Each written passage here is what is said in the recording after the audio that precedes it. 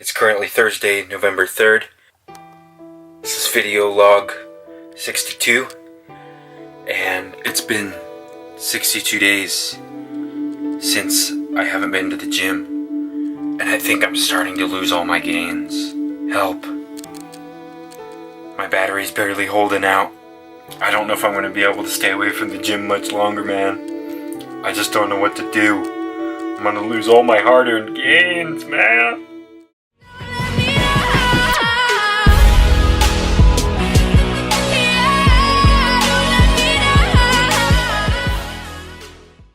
Alright, in all seriousness, guys, today we're going to be talking about injuries and how to deal with them. Lifting related injuries, any kind of injury that you have to deal with and that puts you out of the gym for an extended period of time. How to work around injuries and make the best of it and still make sure that you're not losing those hard-earned gains, alright? Some of you guys may know, if you watched my first vlog, I mentioned briefly about the fact that I tweaked my back a little bit, making a stupid lifting mistake. And that video is right here. You can go check that out if you'd like to get the full backstory on that. And so basically today we're going to be talking about what nutrition protocols need to be put in place in order for you to help minimize muscle loss if you're out of the gym or because of an injury, or if you decide to lift, how you should properly go about doing that. So the most important thing that I want to talk about first is going to be nutrition and how to go about your nutrition if you're in either a cut at maintenance or in a surplus. So depending on your goals, this is all dependent. It all depends on what your goals are in the end. So if you're bulking and you have an injury that you just can't train with, it hurts too much and you don't want to make anything worse, you don't want to make matters worse, what I would recommend you do is, if you don't really care if you're trying to just bulk, you're not in a lean bulking stage, and you don't really care about because you're going to be expending less calories since you're not going to the gym, right? So you can either drop your calories if you're worried about keeping it slow and lean and controlled bulk. But if you don't really care, you can just keep your calories the same in terms of nutrition. And the really tricky part is really when you get into a cut, because if you're cutting like I started to do and then got injured, what you're going to want to do is, obviously you don't want to be in a deficit, and you don't want to be not training and still be in a deficit, because that's going to be an even more risk for muscle loss.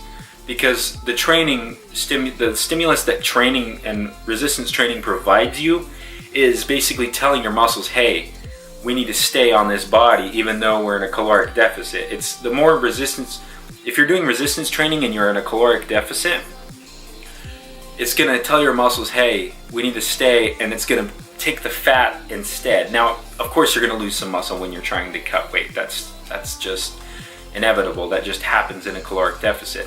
But what I'm saying is in order to minimize that risk, you're going to want to bump your calories up to a maintenance level, so that way there's more calories being consumed, so that you're not going to be at as big of a risk for muscle loss. Now, obviously, some may occur depending on how long your injury sticks around and how long it keeps you out of the gym.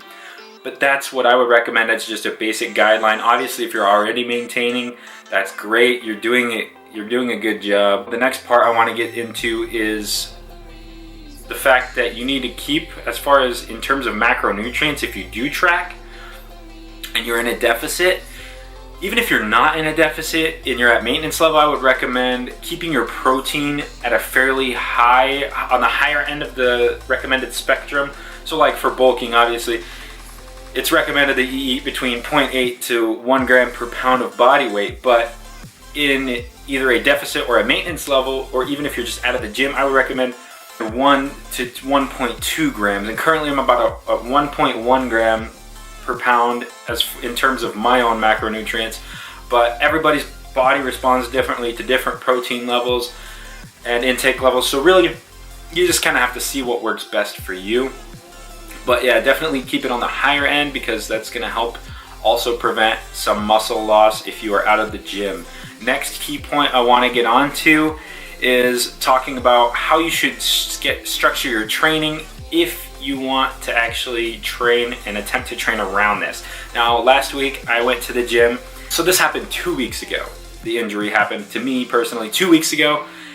And I went and tried training last week. I went and did a push day and a pull day. The pull day, obviously, since it's my lower back that is hurting and that is injured, it irritated it quite a bit more than the push day. But the next day, my back was just stiff and sore, and that told me, I was just like, you know, I'm just gonna take a week off and see how it feels. And it's been about a week since I've been in the gym, a little over a week, and it's still, like, if I'm sitting for a longer duration of time, I still get up and I feel an ache in that lower portion of my back. So really, it's individual when it comes to assessing whether or not you need to try and train around it or stop training completely. It just depends on the pain levels. Me having already prior back issues, I don't want to be trying to push myself too much and end up furthering any kind of injuries that I already have, plus the one that I just added. Because one thing I noticed last week is that if you try and train through it, I tried training through it even with reduced volume, reduced reps, reduced sets. Well, I guess I kept my reps higher, but reduced volume overall of the entire workout. Even with that factor added in, I noticed that I put myself back to basically the starting position of when the injury first happened. So I don't want to be messing with that anymore, so I'm gonna wait until I am feeling 100% and I'm ready to get back in, and I would recommend that to you as well. But if you are trying to train around it, I would just focus on exercises that, this is assuming your main goal is body composition related. So if you're looking to obviously build muscle, then you're going to want to be training in a style that is, you know, beneficial to muscle retention or muscle gain. And you want to just pick exercises that don't irritate whatever part of your body is injured. And that really is individual experimentation. You need to figure out which ones hurt, which angles, you know, even if you have to adjust certain machines to a point where it's not hurting in a certain spot, then do that too, because that always helps. And as far as reps and sets go, I personally, last week when I tried and went, I was just working with about half of my normal working rep weight. So say I would be doing, you know, I was doing an incline press for, say, I don't even know, I was using like 30 pound dumbbells.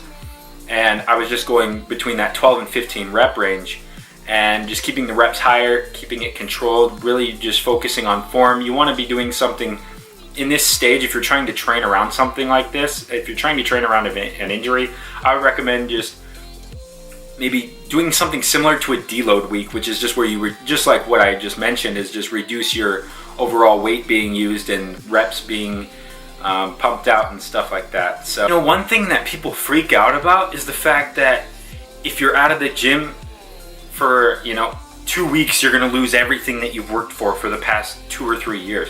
No, that's not the case. Or even the past, you know, 3 or 4 or 5, 6 months that you've worked for. You're not going to lose it in a matter of 2 weeks. And especially if you try and minimize those losses. Because, yeah, you're not going to lose it all. You might lose some, but you're not going to lose it all. There's no way. And even if you say in some crazy scenario you did, the muscle memory that you have from those however many months and years of training is going to be able to allow you to pick back up where you left off relatively quickly. So even if that's the case, you shouldn't be worried. And you just got to remember that if you're truly in this for the long run, which I think most of us are, then you're going to have to take these short-term sacrifices in order to be able to preserve your body and your health in order to, you know, last however many years you want to in the gym. And you just got to kind of think of that long game and not let the short-term setbacks get the best of you.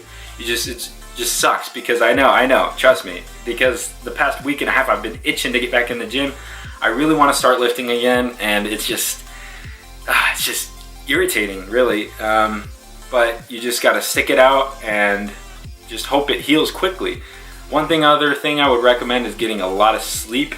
Really increase your sleep. And that's something I hadn't been doing really a whole lot. I'd get maybe 5 hours of sleep a night and before the injury, and that's not why it happened. It was obviously me making a silly mistake, but getting more sleep can definitely contribute to you being able to recover at a quicker rate. So that's gonna wrap up this video. I really hope you guys were able to take something away from this.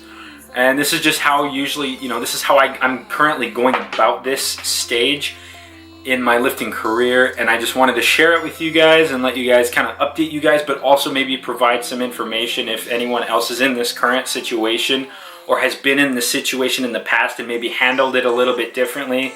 This is just my outlook on it and how I personally would recommend people to handle their injuries, because it's the smart way.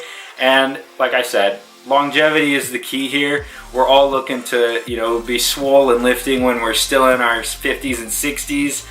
Hopefully none of us have any crazy back issues or anything then, because I know I still want to be looking good when I'm that old. So yeah, just remember, longevity is the key right there. So hope you guys enjoyed the video. Leave a like if you enjoyed it, if you got something useful from it, and go ahead and subscribe if you like for more interesting and fun content. And I'll see you guys in the next one.